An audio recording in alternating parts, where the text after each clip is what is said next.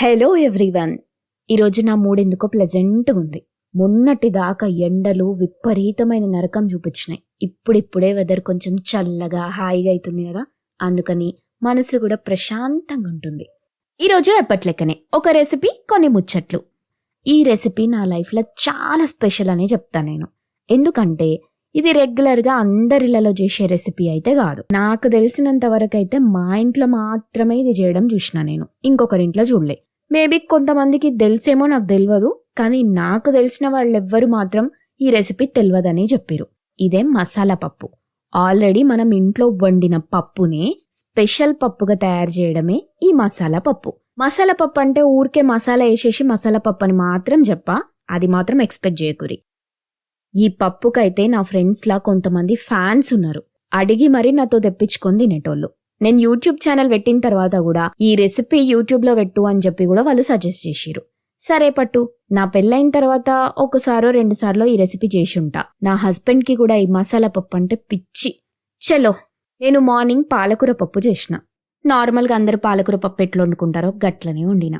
పొద్దున కొంచెం తిన్న తర్వాత ఇంకొంచెం ఎట్లయినా మిగులుతుంది కదా, ఆ మిగిలిన పప్పుతోనే చేస్తున్న ఈ మసాలా పప్పు. ఈవినింగ్ ఎట్లయినా మేము చపాతీయే తింటాం.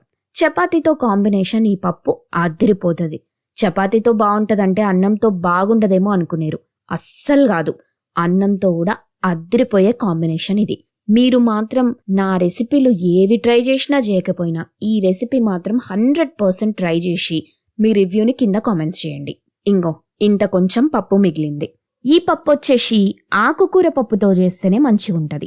నేనైతే ఇది ఎప్పుడు చేసినా పాలకూర పప్పు, మెంతికూర పప్పు, తోటకూర పప్పు, ఇట్లా ఏదో ఒక ఆకుకూర చేసిన పప్పుతోనే చేసిన తప్ప టమాటో పప్పు ఇట్లాంటి పప్పులు ఉంటాయి కదా, వాటితో అయితే ఎప్పుడు ట్రై చేయలే. ట్రై చేసి ఎట్లొస్తుందో కూడా నాకు తెలియదు. కాబట్టి మీరు కూడా ఆకుకూర పప్పుతోనే చేసుకుంటే బెస్ట్ అని నా ఫీలింగ్. ఎందుకంటే మళ్ళా తర్వాత నన్ను తిట్టుకోకండి. నేను ఫస్ట్ కొన్ని వెల్లుల్లిపాయలు తీసుకొని ఇట్లా రోట్లో కచ్చపచ్చగా దంచి పెట్టుకున్నా. తర్వాత ఒక ప్యాన్లా కొంచెం ఆయిల్ వేసుకోరి. ఈ ఆయిల్ కొంచెం గాగినాక దాంట్లో కొంచెం జీలకర్ర, కొంచెం ఆవాలు వేసుకోరి. ఈ జీలకర్ర ఆవాలు కొంచెం సేపు చిట్పటాననియండి. ఆ తర్వాత ఒక గుప్పెడు ఎండుమిరపకాయలు వేసుకోండి. ఎండుమిరపకాయలు కొంచెం ఎక్కువనే వేసుకోవాలి, ఎందుకంటే ఈ పప్పు కొంచెం స్పైసీ ఉండాలి. తర్వాత ఇందాక మనం రోట్లో దంచి పెట్టుకున్నాం కదా వెల్లుల్లిపాయలు, వీటిని కూడా వేసేసేయండి. కొంచెం బ్రౌనిష్ కలర్ వచ్చేదాకా రోస్ట్ చేయరి. ఆ తర్వాత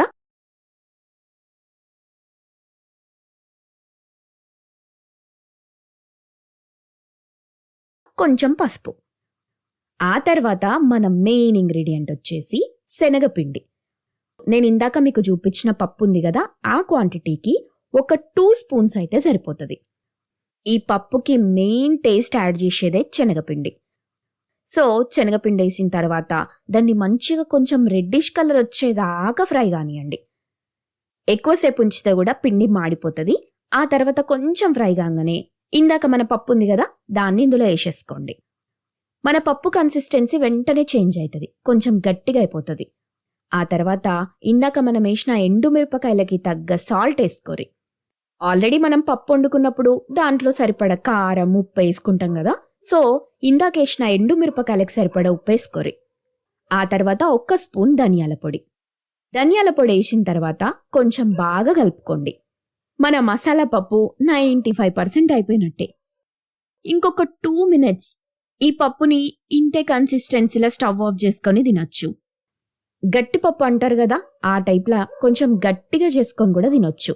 నేను చపాతీలకు చేస్తున్నా కాబట్టి మరీ గట్టిగా ఉంటే తినలేం, అందుకని ఈ కన్సిస్టెన్సీకి 1 నిమిషం ఉడకగానే నేను బంద్ చేద్దాం అనుకున్నా. ఈలోపు చపాతీ చేసేసుకుంటున్నా. మన పప్పు కావలసినంత కన్సిస్టెన్సీ వచ్చేసింది. ఇక స్టవ్ బంద్ చేసుకుంటున్నా.